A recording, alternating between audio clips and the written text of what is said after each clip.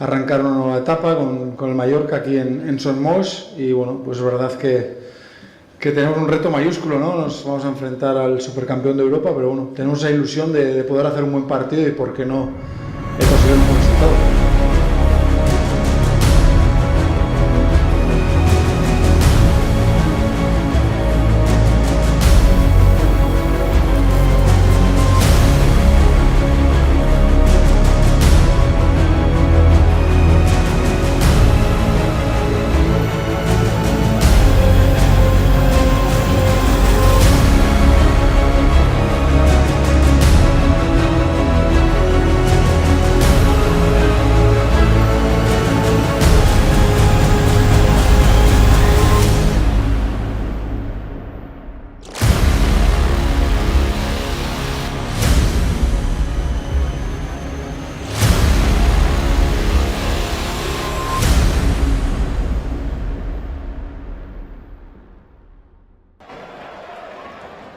Estamos felices y orgullosos, sabemos que es el primer partido, esto solo acaba de empezar, pero creo que por la forma y como hemos competido hasta el último minuto, pues nos da esa confianza para seguir creyendo en el trabajo. Cuando juegas contra Real Madrid es normal que sufras, ¿no? Son jugadores de mucho nivel, muy buen nivel mundial, pero creo que con las ayudas entre defensores, mediocampistas, un trabajo defensivo completo del equipo nos ha llevado a poder puntuar.